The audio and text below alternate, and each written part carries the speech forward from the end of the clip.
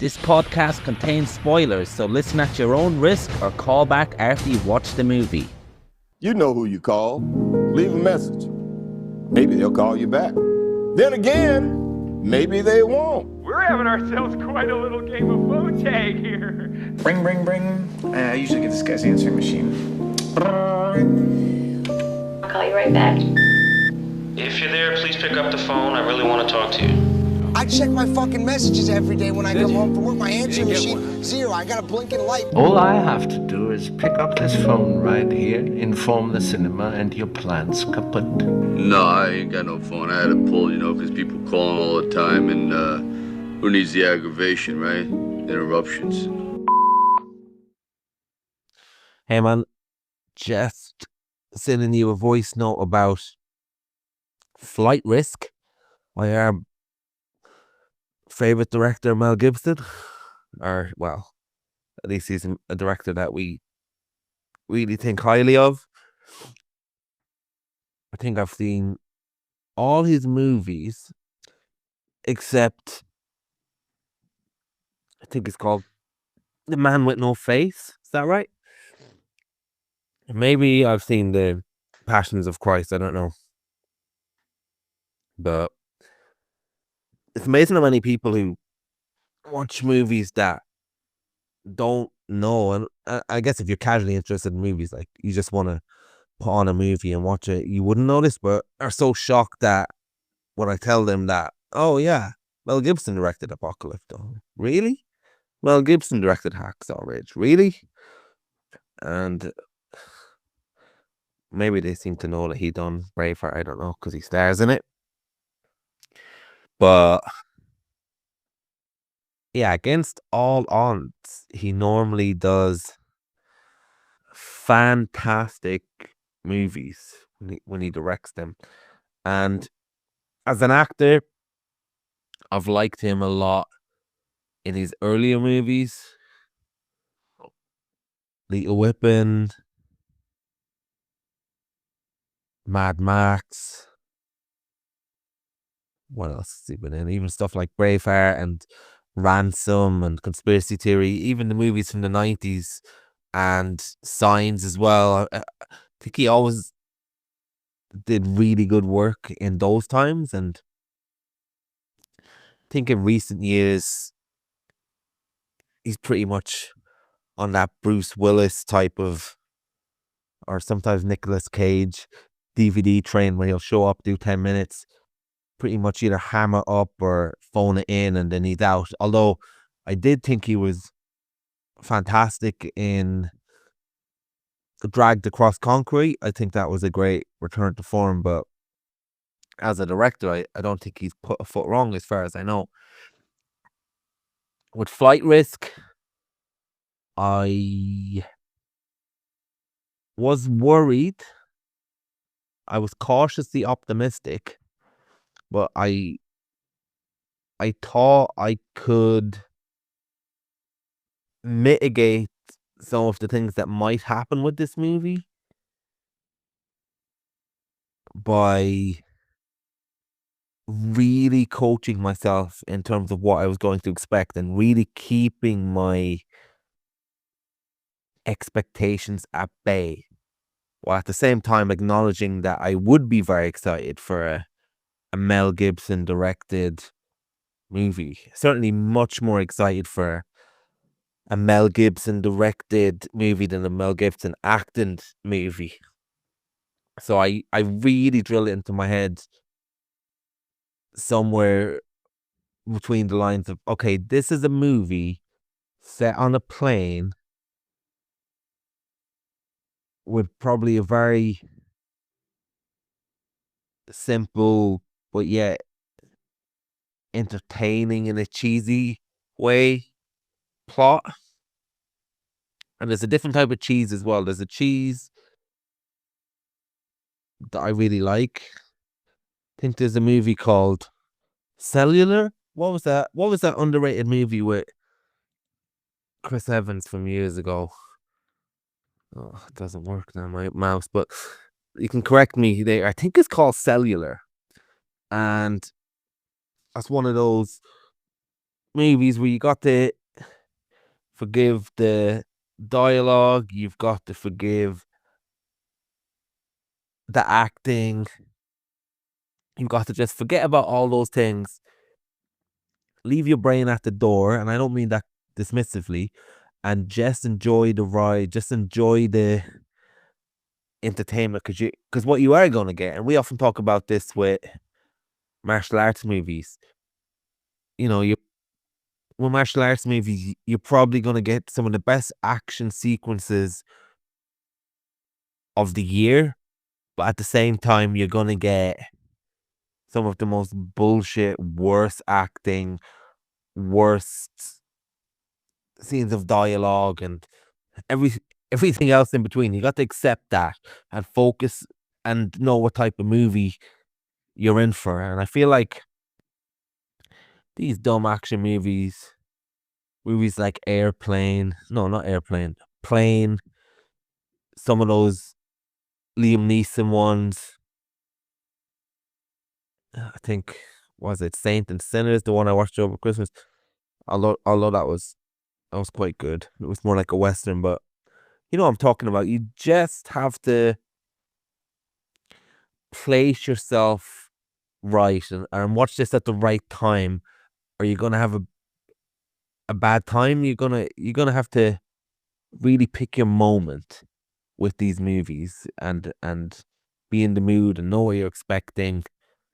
We often say that if you've got a few difficult so-called movies of the year that the intelligentsia, I guess, talk about, and then you're watching it and underwhelmed, and it was really hard work because it was 4 hours of something that you just didn't connect with, and you get a few of those in a row, it starts to really perhaps burden you with what to watch next. Should you go for another movie that's on a top 10 list?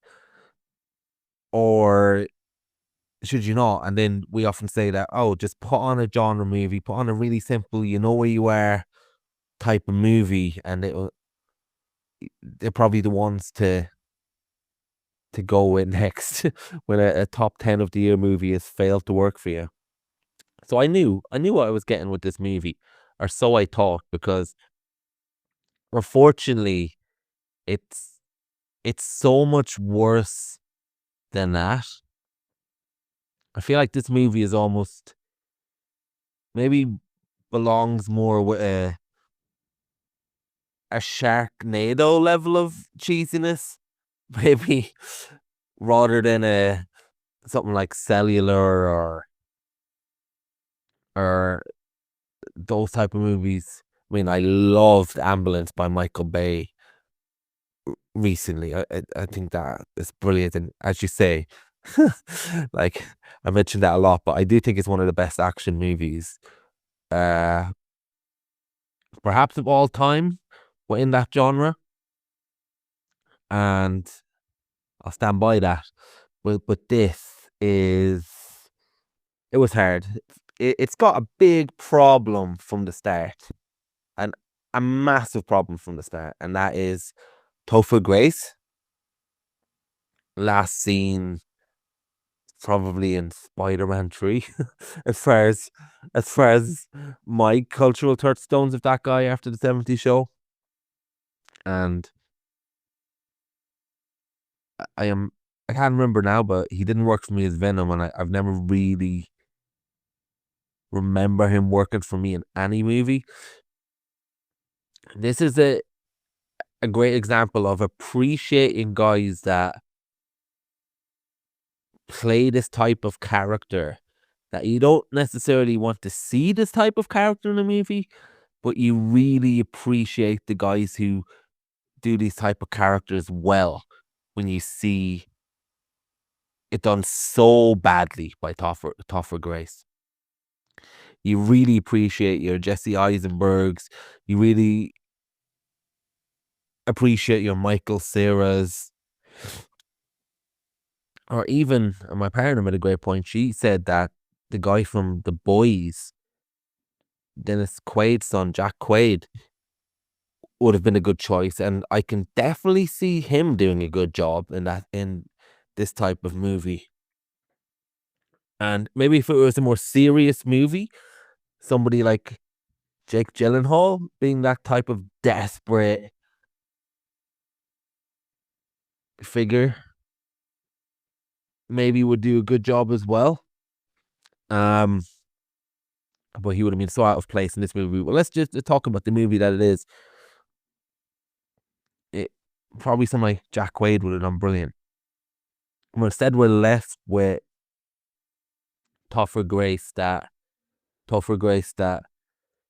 can't pull off awkward, can't pull off endearing, can't pull off worried properly, can't pull off being tense,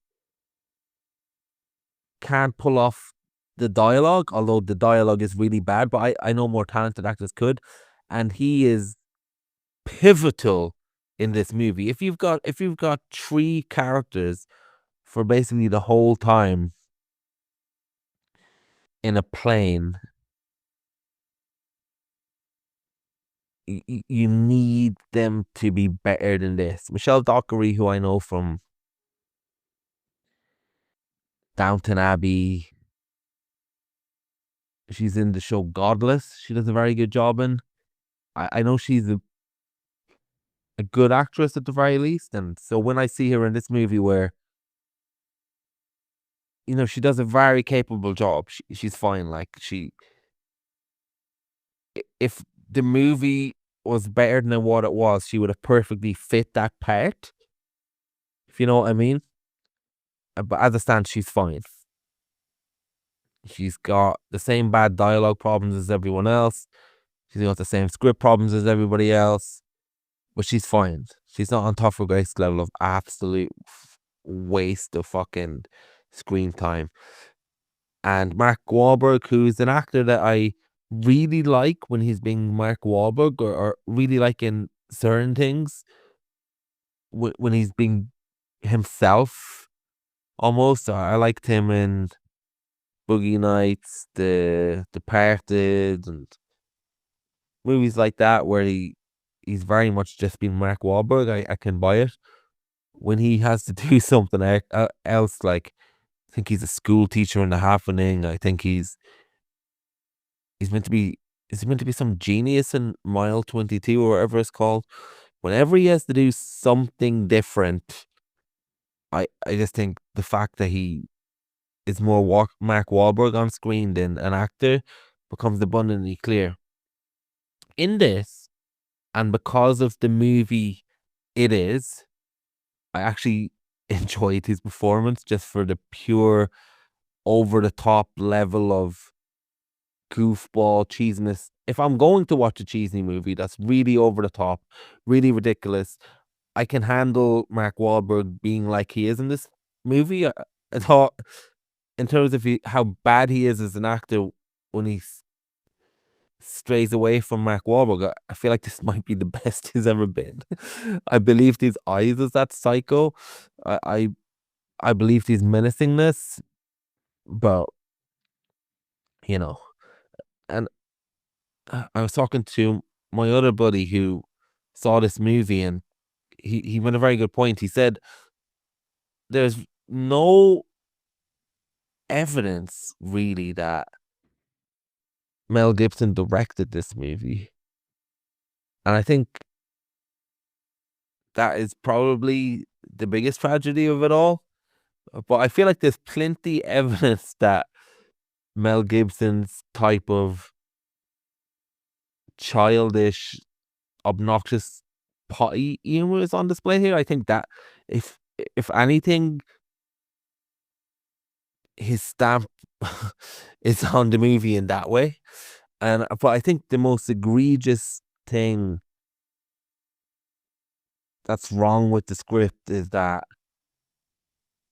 there's just very little tension, very little problems to be solved, very little innovation, very little things to do. I know when we talk about movies, we're talking about Trap, Ambulance, Speed, there's always that situation where how long can they keep the concept going? How long can they keep it going and keep the tension going before they abandon it and have to do something else? The thing with this is this concept never really gets going. There's very little problems in this movie. I, I think the movie's probably at its highest point in the very early stages of this plane journey where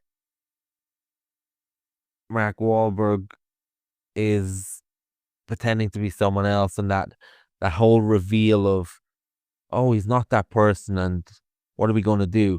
But after that point, I feel like for the most part, he just gets knocked out, gets tied up, is in the background trying to free himself, gets up again, does something for 2 minutes, and then is knocked out again. And it's not very good, is it? It's not very inventive. He's really got fuck all to do, or it's almost like a 1960s Batman villain, like Boom Bam Bosh. It's bafflingly low on stakes. That there should have really been a situation where he had to fly the plane, so they have to deal with him the whole time. Or even when he's mentioned Topher Grace's mother, I thought it might be revealed that he killed her. There's just nothing in terms of things to do in this plane other than knock out Mark Wahlberg's character. There's the fact that there could be something needed to fix on the plane. The fuel running out could have been ratcheted up, and I know that comes into it later. They could have done a lot of things, and I know you've watched a lot of plane movies, so you've probably seen a lot of things that they can invent in order to keep the concept going, but they were absolutely clueless in how to make this any good. Now, some of the things that I did enjoy the way the plane's set seemed to be practically made, and we had a physical space with clouds and some real shots of a plane. I appreciated that. Some very old school set design. I'll always appreciate that. I would have liked more if they actually flew in the plane, but maybe that's too much to ask. But I did appreciate that. I really liked Hassan, the character who phones in. He's probably the best thing about the movie. I really liked his. It's almost like when you have a problem with your phone and you ring some guy and you get onto the phone of somebody like Hassan and you deal with him. So the fact that they're dealing with a character like that in such a high stakes moment, I did really like. But even just this, they didn't even hit the cliche beats in a good way.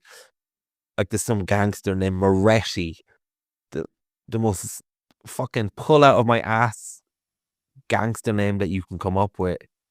Fucking Moretti. And the fact that she's ringing people trying to figure out who the rat is. I think actually Cellular even does a good version of that with all the phone calls back and forth.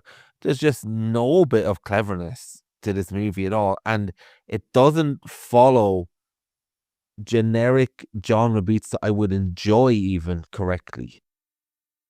And even when the plane crashes at the end, it's just some really bad hokey CGI, which stands out even more considering that at least it was a practical setup until that point. And I'm also baffled that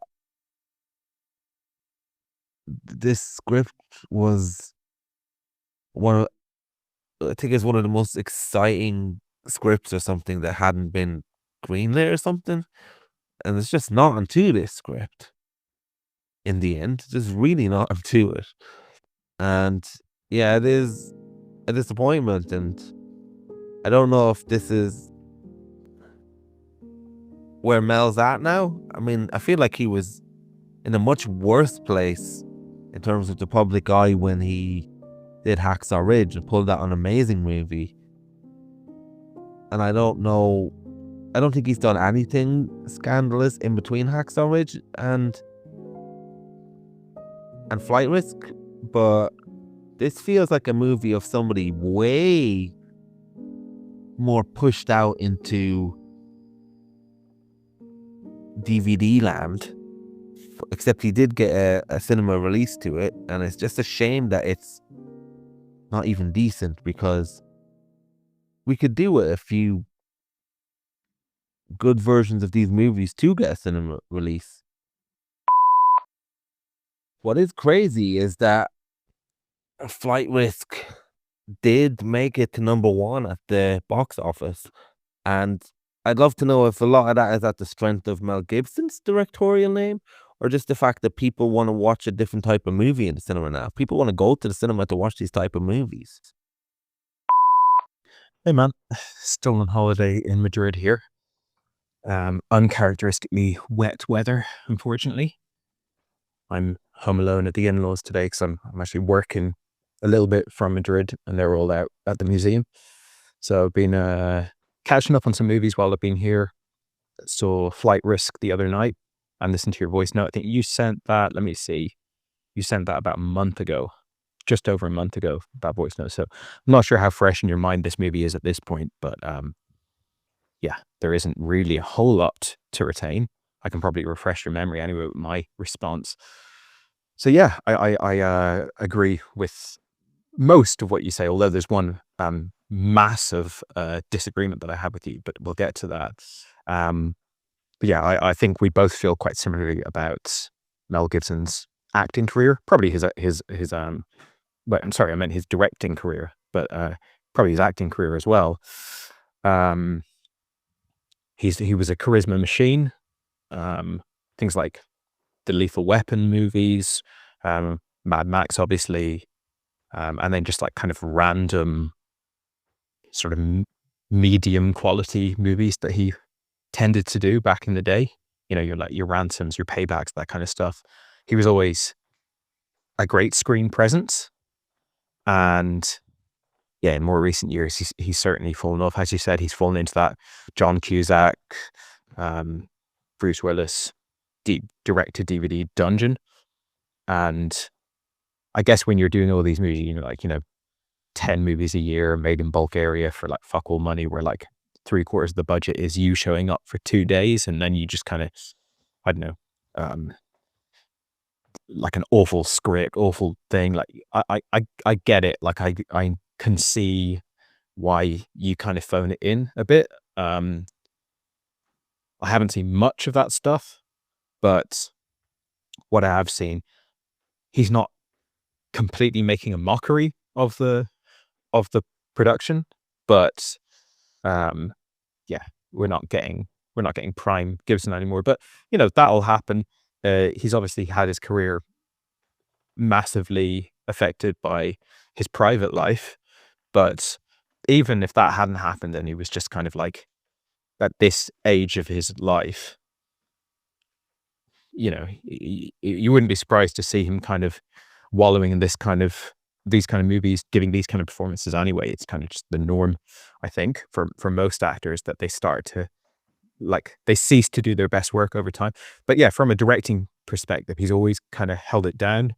I think you described it quite well, in that like you wouldn't necessarily know, if you weren't like a big film fan, that some of these movies are made by him. Apocalypto, Hacksaw Ridge, etc., Passion of the Christ.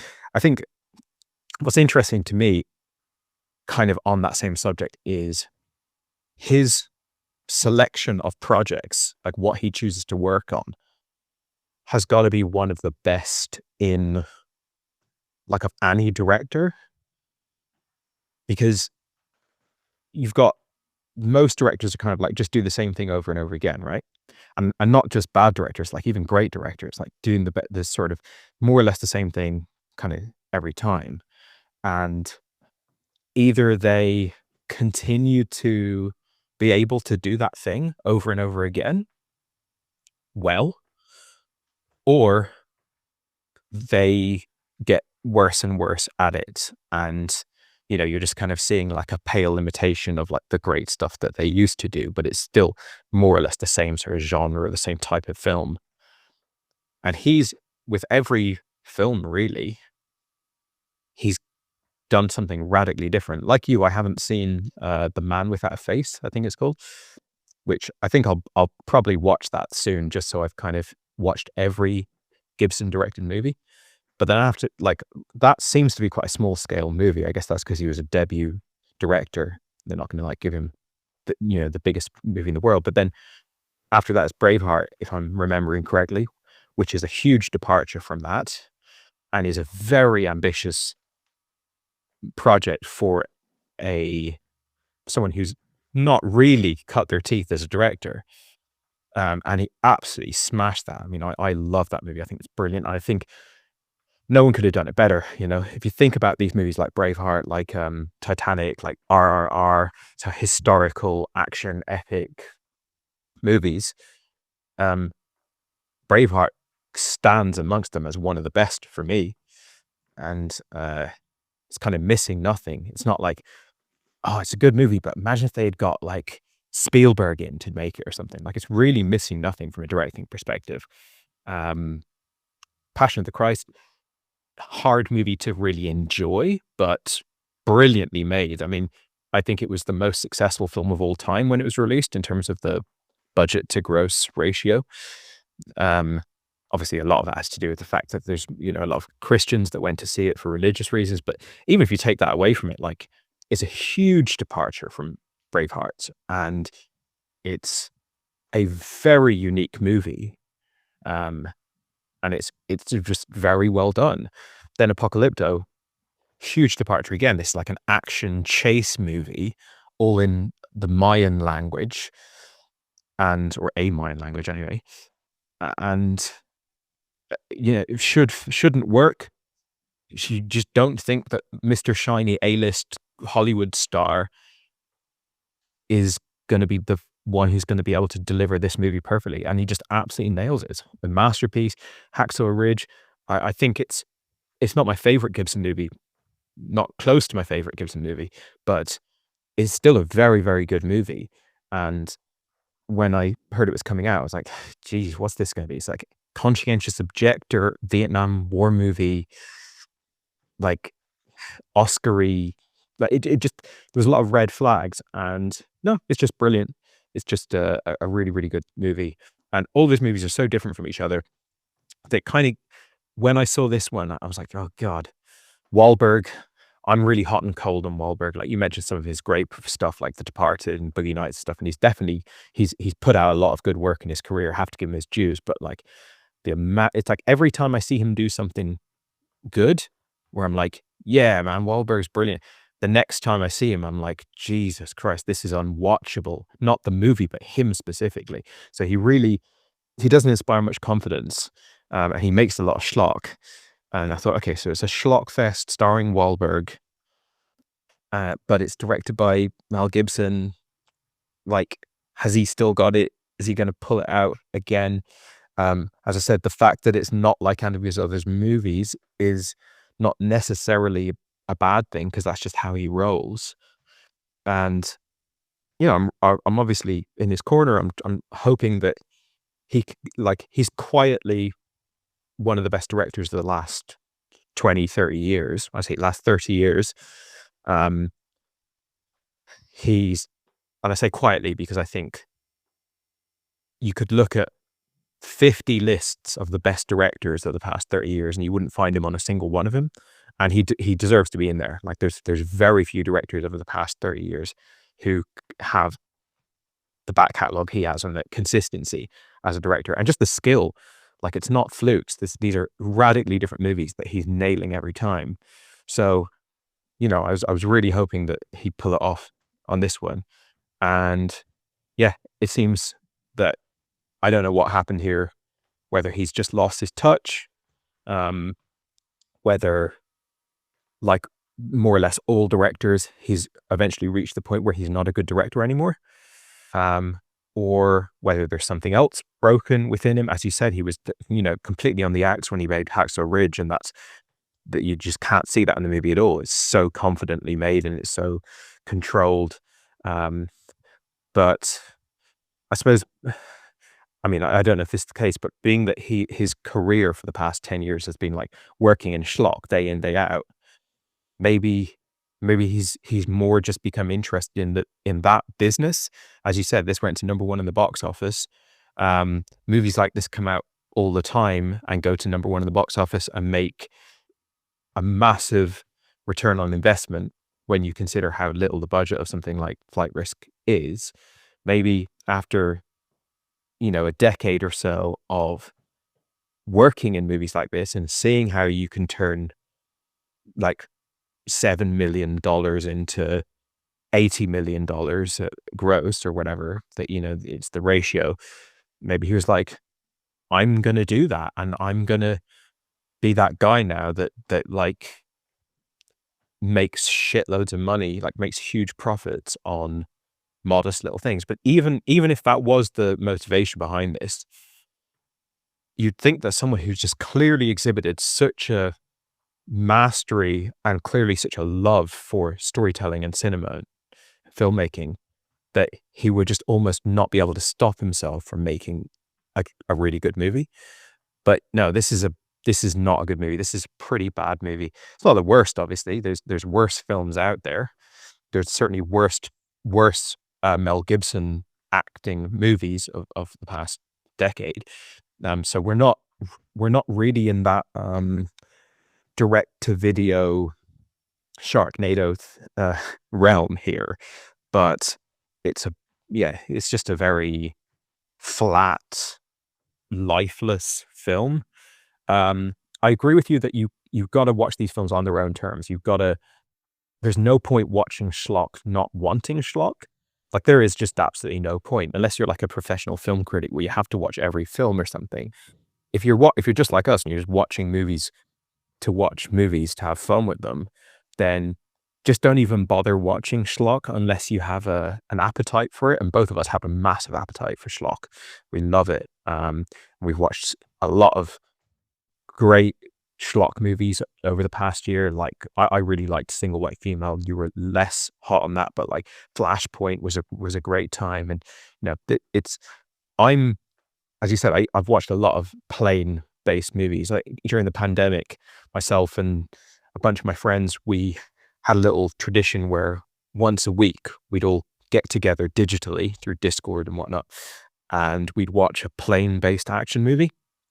So we started off with the obvious, Con Air and Air Force One and like these like kind of A-tier, A-list movies. But we must have watched 20 or 30 films, so we definitely got way lower than Flight Risk into the absolute dregs of like direct, it's the third sequel in a direct-to-video franchise. And watching all these films together, you start to become aware of everything that you could possibly do with this space. Like if you watch one of those films, then you're aware of like, okay, you could, shoot a hole in the wall or get rid of a door, and it decompresses everything. And, that's like the knowledge that you've got like one film deep. But the deeper you go, you're like, okay, oh, I've never seen this one before. And it's like niche little things that you could do. And the invention is what you're starting to study more. You've already run out of actually legitimately good films, and you're more just looking for like novel things they could do, or different filmmaking approaches, whether they really had a plane, whether they was any whether it was all stock footage when it was in the air and things like that. So this film, speaking as something of an expert in plane based action cinema, this is a really dull, lifeless, like dead squib of a movie, which is so surprising. Not only is Gibson a like very experienced manufacturer of entertainment, like entertaining cinema, with films like The Patriot and obviously Lethal Weapon, Mad Max. Like, it's just so many years. So presumably has such a deep understanding of how to like just please a crowd. But Mark Wahlberg is as well. He's a incredibly experienced producer, a long and storied career as a schlockmeister, but at the highest level. Those Peter Berg movies, like schlock that makes it to #1 in the box office, is kind of the major cornerstone of his career, I would say. That and like comedies like Date Night and Ted and stuff like that. Like that's become his bread and butter. So these guys should know how to make something really entertaining.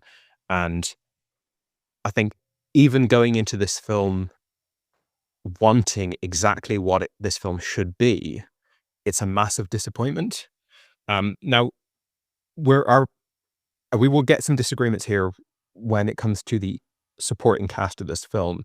And we'll start off with a moderate disagreement, which is I thought Topher Grace was fine.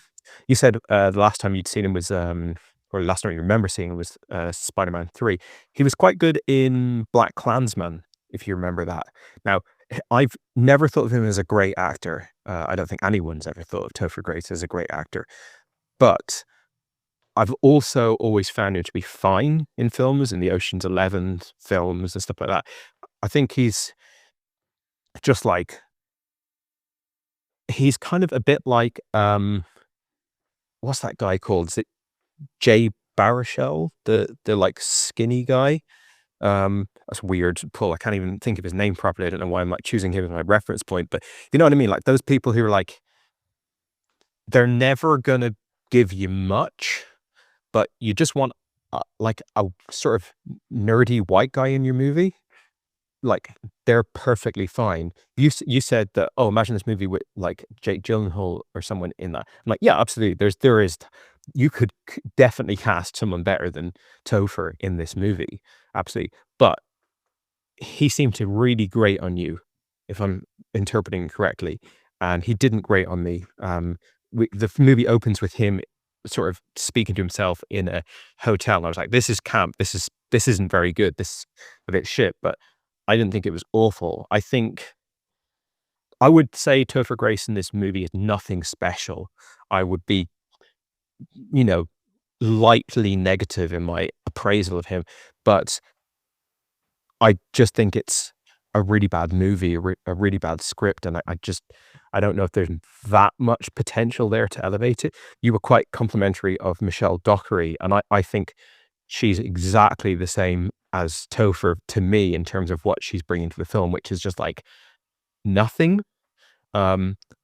I haven't seen Downton Abbey, so I don't really know her that well, but she was fine in the movie. Like I mean, maybe a bit better than Topher, but like I just think both of them are like characters I couldn't care less about.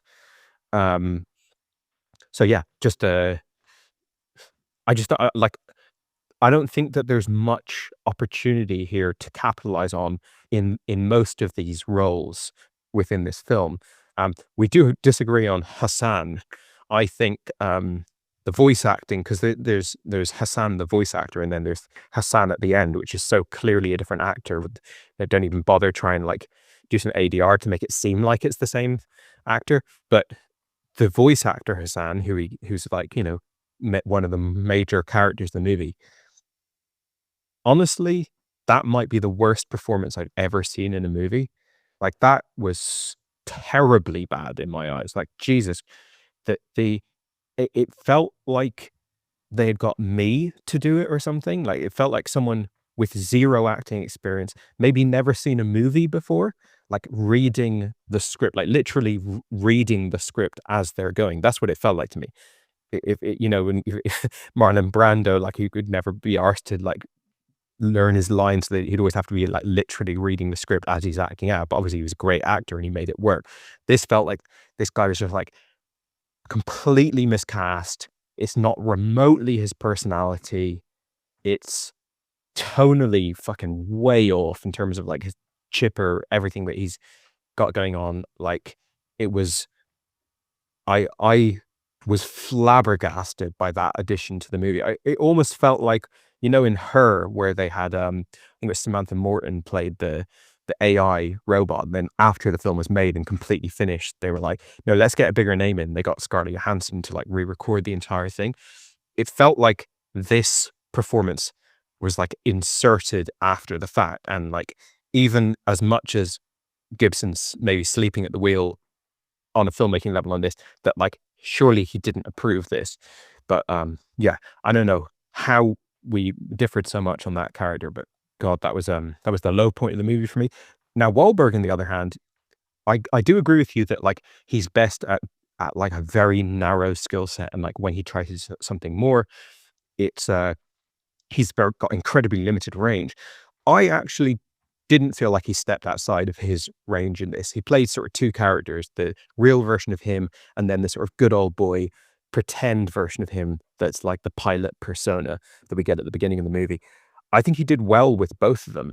And I think that character, this like sick, twisted, perverted sadist, who's just like in it for the fun of violence or whatever like that, and is just like constantly trying to get in their head and fucking with them and everything like that, and just being like really horrible.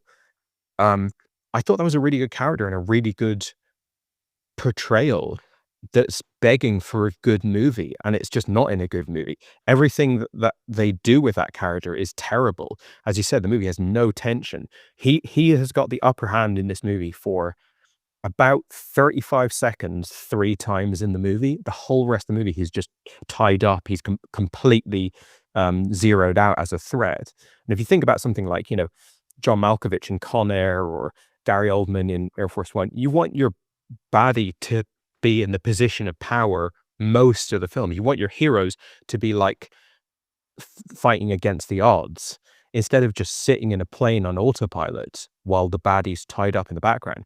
Unfathomable how that, like, again, just taking it for, I could probably write a better script than that. Like, just a person who's like never written a script would go, well, let's make the baddies in like the ones holding all the cards and be in power, and then the heroes be on the back foot. Like, that seems like an absolute no-brainer. And I think this character, if he was allowed to do more than just like finally hop out of his seat for 10 seconds every once in a while and then just immediately get knocked out, we could have seen, you know, more from him. Now, it's a small space. As a connoisseur of airplane action movies, I can say that you want to set these things on a passenger plane. Setting it in a tiny little private plane, whatever the correct terminology is for this type of plane, you're immediately putting yourself in a really, really tricky position of like, how do I think of shit to do on this plane? And if you are the most inventive, like genius filmmaker, then maybe you can actually pull it off, and that would be really impressive. But the filmmaking in this movie is so subpar that already putting themselves in one of the most challenging positions ever to like have it be sustained tension over an hour and a half in such a small space. They're essentially in like a tiny little room together. They set themselves a massive challenge, and they're not even up to the task of the most basic, rudimentary aspects of filmmaking, it seems, in this film. So, yeah, it's boring. Thankfully, it's short, and I found Wahlberg to just be like entertaining enough in the film that like it got me through a fair bit of it, but I felt no tension really. And this conspiracy intrigue plot that they've got going on in the background. Before I watched the movie, I looked at the cast. And I saw, oh, Lee Remini is in it, or whatever she's called, the girl from what is it, King of Queens, and the baddie is actually the real big baddie, the like whatever U.S. Marshals director or whatever he is. He's also like a very noteworthy classic actor. I didn't even remember when I was watching the film that it was those people, because those characters are so shit. The characters that are on the other end of the phone, the conspiracy, the plot, the who to trust, none of that stuff works for me at all. It doesn't inspire the slightest bit of intrigue. And I just felt like you've got so little you can do in this movie. As you said, there's that old movie Cellular. Like, if you've got, or Buried with Ryan Reynolds, if you've set in the movie in like the most confined space where there's like basically nothing that you can have actually happen on the screen, then at least take advantage of like painting a vivid picture off screen and giving us a good story there. But it's just dull as dishwater through and through. Yeah, it's you paid the movie a few compliments, which I would echo. The fact that like there's some good shots of the plane, there's some good, like, I don't mean good as in like this is great cinematography, but just good that like, oh, this wasn't all filmed on green screen somewhere. They had a real plane. There is, it feels like a plane, which is like at the point where those are the compliment. When I was watching a plane movie every week, and we would like be watching one and be like, oh, that looks like a plane. Then you really know that you're down to the dregs of the genre. That's the that's the compliments that you're paying it. But having seen so many plane movies where it doesn't look like a plane, it is worth noting. But yeah, film is not good. It's surprisingly mishandled. I think you mentioned there that it was like a high-rated film on the blacklist. I'm not sure if or maybe I'm misunderstanding you.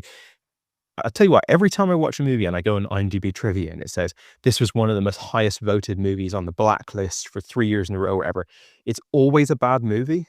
I don't know. When I first heard about this blacklist thing, which is probably like, I don't know, 20 years ago or something, I remember reading about it and I was like, oh, intriguing. I imagine being able to read those screenplays. I'd love, oh, that's so cool. Like, screenplay so good, but maybe without the commercial or something. Like, it was intriguing. And time and time again now, I'll watch like a mediocre, shitty movie with like a not very good script, and then I'll read on IMDb trivia that it's like, you know, it was incredibly high rated on the blacklist. Now, obviously, a lot of the films that we've seen that we've loved have got bad scripts that have been camouflaged by great filmmaking. And you watch a film that's amazing, and then you go, oh, let's see what else the director or the screenwriter has done. It's like all awful movies. And you go, ah, right, that's when they weren't teamed up with Scorsese or whatever. But so it's not, sometimes the inadequacies of a script are like not as exposed as they are here. But this has just really got nothing going for it, other than the fact that on a commercial level, on a business level, if that was the whole intention behind this movie, I imagine this cost fuck all to make. You know, you've got Dockery and Grace, who are presumably quite cheap actors. You've got, you know, all the people on the other end of the phone are cheap actors. You've got this, you know, log cabin and a plane. You know, really very little here in terms of locations. Like, it's not like going in the middle of like a whole bunch of cities and stuff like that. And then you've got one big name actor to sell it, who, I don't know, maybe he was a producer. I know he's done a lot of stuff with Mel Gibson over the years. So like, maybe, you know, there's maybe a quid pro quo element to it, something on the back end. I can imagine being able to put this film together for very cheap, and it's almost guaranteed to make more money than it costs. So if that's what we're getting for the rest of Gibson's directing career, just like savvy financial investment on shitty movies, then unfortunately this might be me out. But he has made so many great films I mean, he's not prolific, he's only made a small handful of films, but they've all been great. So I'm still gonna, you know, take a punt on his next movie. But I think the next port of call for me in terms of Gibson's directing career will be ticking off that one final one that I haven't seen, which is his first movie, and which I believe is quite highly rated, The Man Without a Face. So yeah, curious to see what that's like. Yeah, I mean, far from me to go to bat for Hassan in a big way. Like, this isn't going to be a hill that I'm going to die on that dissolves our friendship. And the end of our talking about film. This is going to be the most minorist defense ever. Not going to die on this hill. However, I will say that some of the things you mentioned regarding his performance is exactly why I like his performance, or at least the character's inclusion in this movie. You talk about backstory, you talk about the characters that we forget are even in this movie. They're so bland. When I think of Hassan, I think of a guy who, his first day on the job, there's this big situation. He lives in an area where, I think it's Alaska, or at least the vicinity of where the area is. He's the only guy they've called in with this experience. He's got very little experience. He's presented with this big scenario that's completely outside his wheelhouse. And he's so under-equipped that he is reading from a script. He is sounding confused, sounding like something that doesn't mesh with this scenario and doesn't quite work. He is oblivious. His delivery and line reading is counter to the scenario that's going on. And that's what I liked about it. He's the guy, and we've all had this scenario when you ring the NHS and you try and get an appointment. He is the guy that's oblivious to your problems, and you're going to get someone like him that's rude, or you're going to get someone like him who's just totally sticking to a script and a very set amount of ideas in terms of the realm of his problem-solving ability. And that is Hassan to me. And second from that, in a movie where there isn't any good entertainment, good tension, good comedy, I think Hassan is the person that's right for a schlocky, crappy movie like this. He's the only thing that is even close to that vibe that the movie lacks so much in other ways, that this is the type of trash I want in this movie, and I haven't got enough of this trash. So yeah, there's my defense of Hassan. You can take it or leave it. You can counter or agree, but this is as far as my impassioned speech about this guy who I haven't even thought of since I've last seen the movie goes. I agree with what you're saying about the Mark Wahlberg character, that in a better movie, and it doesn't have to be much better, this character could be an asset. This dingy, like you said, love and violence, love and chaos, seems to really enjoy being that person. Could very well be an asset in a almost, you can imagine it even in a slasher, or a type of movie where these kids stop at a gas station and meet this character. In a teen horror, there's definitely a positives to this guy, but just in how he's used and underutilized, it never really goes anywhere, and it doesn't allow that character to be enjoyable. And in fact, there's some moments where they could, that it's almost easier to do the mechanisms of decent screenwriting than not. Like, how do you fuck up such fundamental things? forget right from memory, and I haven't seen it in a month or two. There's one scene where he starts asking Topher Grace, I think it's his grandmother, I can't remember, he's like, hey, how's your grandmother? How's your mom? How's your mom?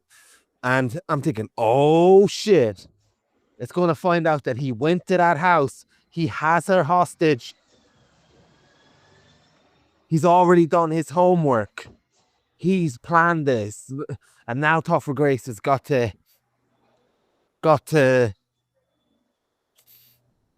kind of walk the tightrope of loyalty, trying to save himself, trying to save the plane, trying to have Michelle Dockery on his side. But no, he's just saying that shit. Like, how do you not write a line like that or put something in like that and just go nowhere with it? You mentioned that you're the plane movie connoisseur, and there's not much you can do on a plane this size. That's true, but there's still plenty you can do on a plane this size. You can do, at least go through the call sheet of, or the hit list of things that you can do. For goodness sake, just give us moments where the guy's in control. Let the guy be the only guy who can fly the plane. Like, give us something. And as you mentioned, at least give us some drama away from the plane, where the plane is the solid area of it, and then we're hearing all this drama that is happening elsewhere. Like, they could have had a scene where the agents pull up to the house and they find out that Topher Grace's mother, or whoever the fuck she is, I can't remember, is gone, and then the character's reacting to stuff that's happening elsewhere. But there's just nothing here. And I think you were the first person that taught me about that screenwriter list. We might as well get our fucking screenplay published to it for all the lack of anything that resembles an interesting script is there. You mentioned that you'll be very much off the train of Gibson now because of this movie. I mean, yeah, maybe it is the case that if you're around schlock long enough, it affects your brain, and you're not around so many talented people at the level you're used to, it can affect your brain. No one's telling you of all the bad ideas you have to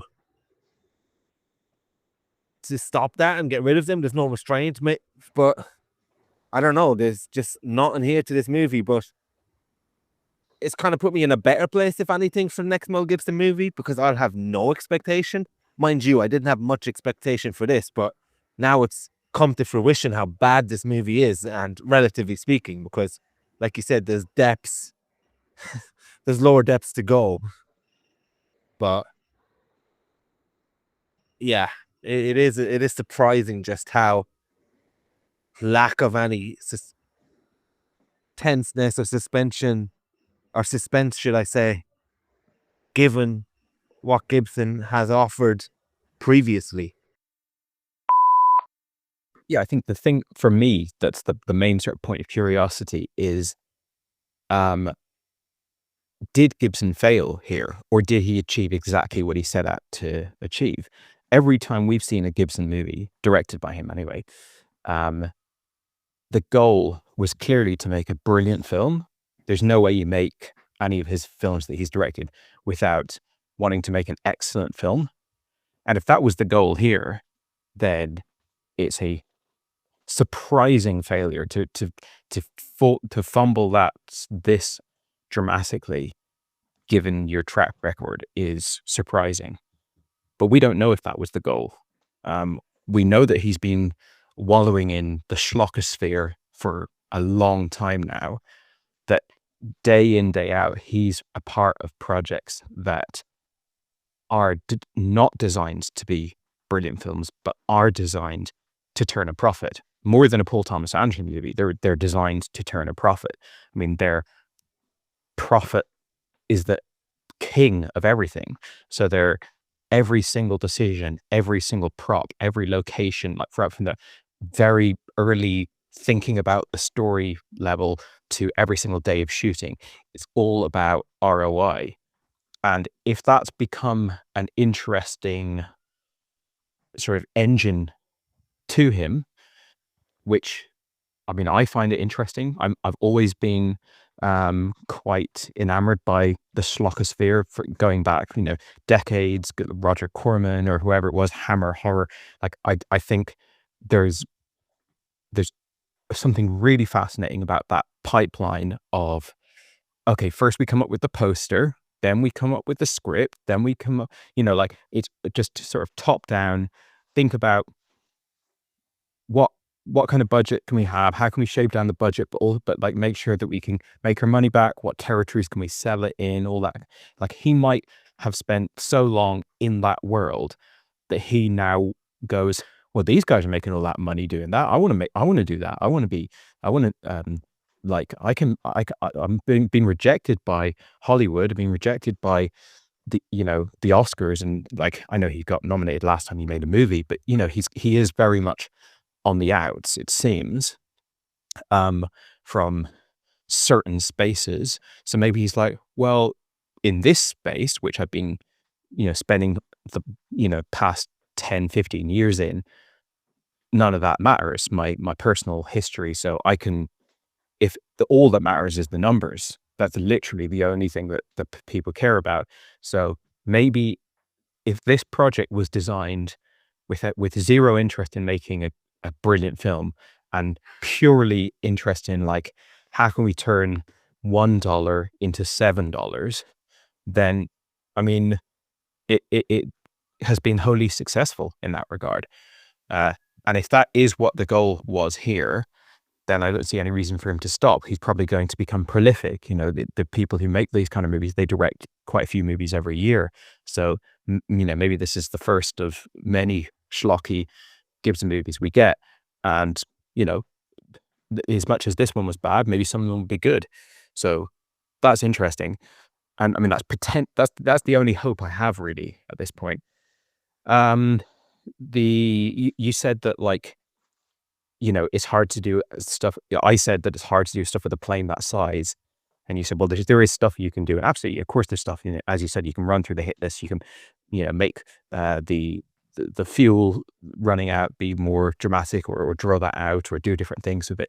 But I do think fundamentally there is a difference between setting an action movie on a train compared to setting an action movie within a car. And the whole thing's in a car, the baddies, the goodies, everyone's in a car going on the freeway. If you told me that there's an action movie and it's kind of like Air Force One or Die Hard or something like that, but it's all set within one regular car going along the highway, I would be intrigued and I would go, well, if I'm hearing about it and if people are talking about it, people are saying it's good, then that's intriguing because that's a very hard thing to pull off. There, as you said, there are things you can do. You can certainly go, it's running out of fuel. It's, the windscreen's got like all mud all over it. So they have to look out the side of the car. You can think of things to do, but to sustain it for 90 minutes, you have much less at your disposal than something like Die Hard, where you can kind of just go to different floors and different environments and this, that, and the other.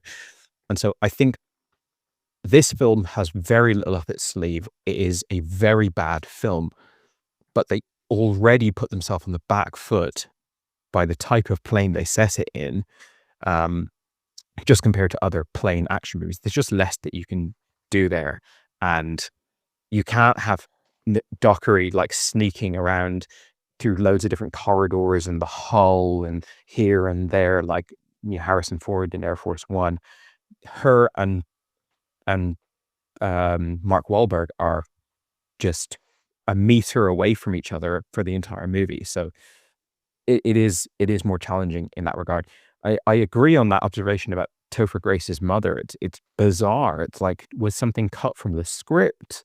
Was there originally going to be a scene at Topher's mother's house? But then they were like, okay, well, that's going to cost an extra like 40 grand. So let's get rid of that.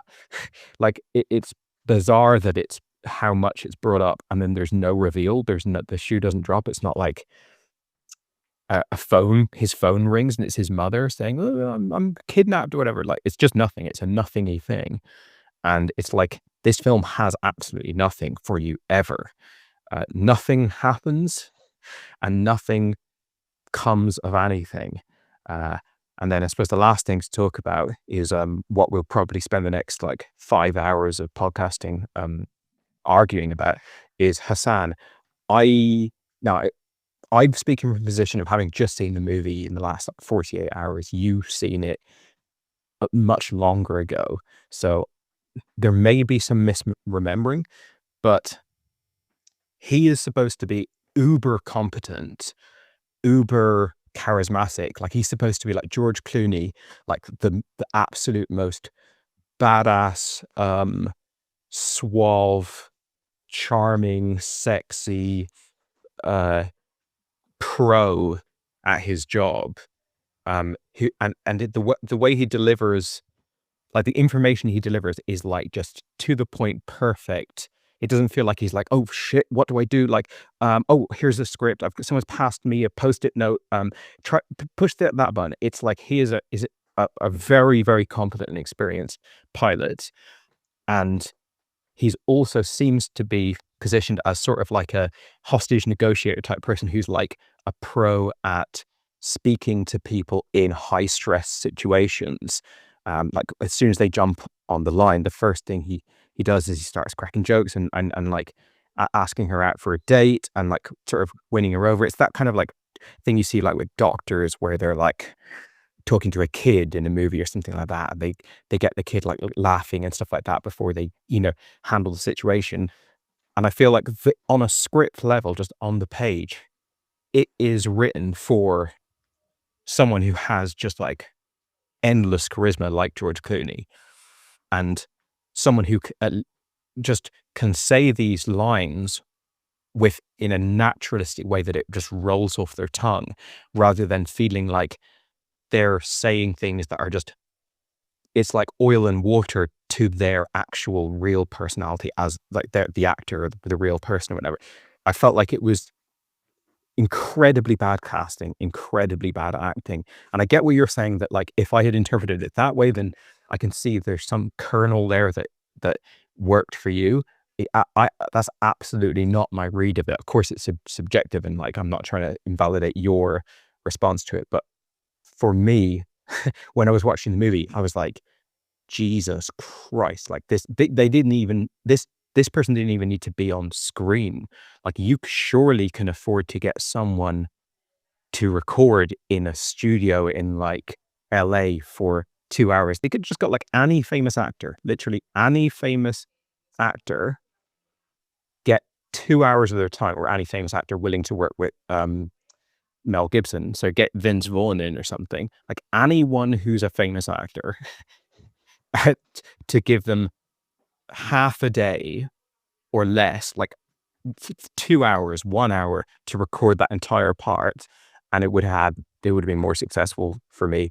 But yeah, I think finding out then that was like a high point of the movie for you, but it does. I know this, you said you're not going to die on this hill. It's not something you feel super passionate about, but it does go down as one of our biggest diversions in how we've received something, because that really didn't work for me. Anyway, that is Flight Risk. It's funny the way that all the marketing of the movie doesn't show Wahlberg with his bald cap, which is it's a hokey effect, prosthetic or whatever. It just does not look good. He spent most of the movie in like extreme close up with his head sort of tilted down, pushing up his brow so that you see this exact division line between his wrinkles above his eyes and then like this rubbery bald cap. It really doesn't work. I thought it was going to be the beginning of, first you see he's got a wig, and then this, like, let's keep exposing more sort of ways in which he's like different and monstrous or something like that. And so we're like chipping away at the A-list actor exterior.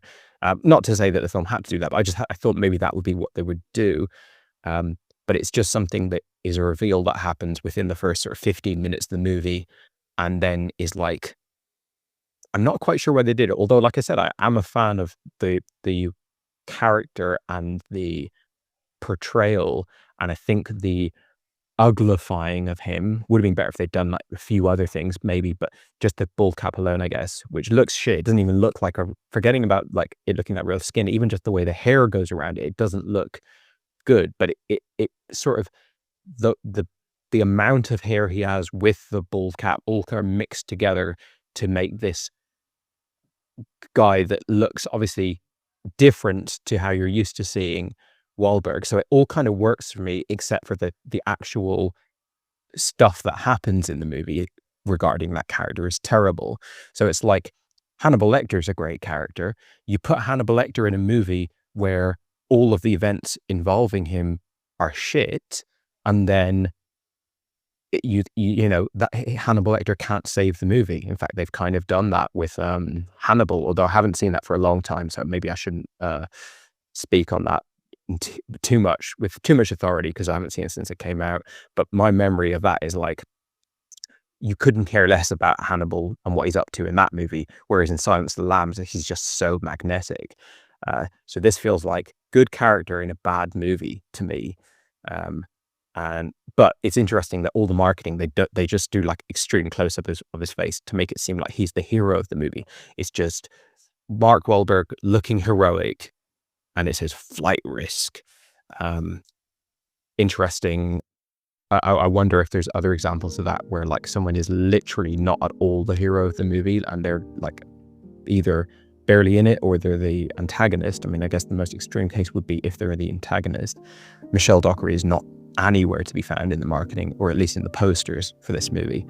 And I think people going to see it are like, this is a Wahlberg as the hero movie. Although, you know what?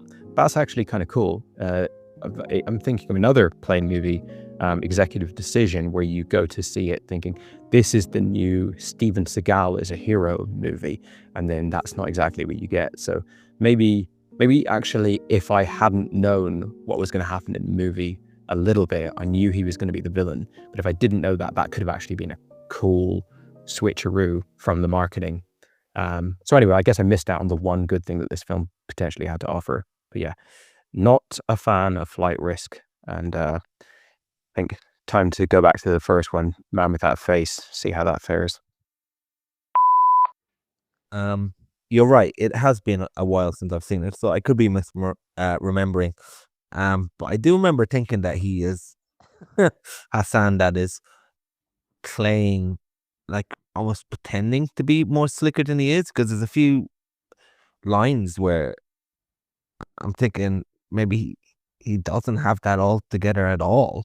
But that just could be, like you said, for the actors. One thing I do remember, however, is that Hassan killed in the cinema. People were cracking up at Hassan. We all loved Hassan, and I won't hear another word. But I will leave you with this bombshell.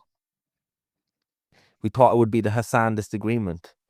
What if I said to you that Mark Wahlberg did not wear a ball cap for that movie? He, in fact, shaved his head. As he was saying it, I thought, I surely remember that he shaved his head for this. And then I looked it up just now before sending this message, and Mark Wahlberg shaved his head. Now, what that says about his chrome dome, and if he ever does lose his hair, I'll leave for you to decide. But I will not have prosthetic effects when he took the extra step to commit to this bit to shave his head every day, every single day for this movie. I'll not have someone like you come here and dismiss his rubber head that perhaps happened when he was helping Donnie as a backup dancer on Boys to Men, or whatever the fuck it was called, not Boys to Men, New Kids on the Block, and damaged his head and kept a secret all that time until now. It's amazing what people will do for a movie. And I remember I asked you to shave your head for a short film years ago. You didn't believe in me. You didn't do it. But and crucially, the short film never got made, so you were correct. But Mark believes in Mel. So like what you say about the schlock sphere as well. I think it should be called the schlockverse, and they should just create a multiverse, a shared universe for all these schlock movies that have no connection. Like, just get a Bruce Willis, Nicolas Cage, John Cusack, Mel, all the random all the random direct-to-DVD movies, combine those characters like in an epic schlockverse story for the ages. It just needs to happen. I mean, you've left out the Schlockmeister #1, Eric Roberts. He would have to be like front and center. He'd be almost like the Josh Brolin in the MCU movies, whatever, Thanos or whatever he's called. Yeah, that is a more thrilling revelation than anything that happens in Flight Risk. That is not a prosthetic. I wonder. So it looks incredibly fake to me. And I think why it looks fake to me, and maybe actually looks more fake than I'm used to seeing bald caps look, is because a bald cap is designed from the ground up to look like somebody who's bald. Now, I'm just hypothesizing here, but this, because if you remember, he has got like a ring of hair. It's like a kind of like an old monk type of vibe, what he has. It's not like Bruce Willis where it's just like no hair anywhere. It's like hair on the sides and then like a ring of hair going up at the top.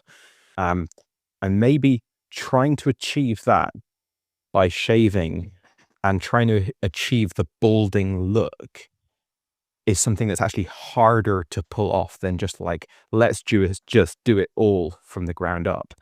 And on Hassan, because I'm not going to drop this, we're going to be talking about this for a long time, but on Hassan, you're remembering correctly that there's a bunch of times where she says them and he's like, oh, okay, but it's not supposed to be incompetence. It's supposed to be that she has said something alarming, like her fuel is at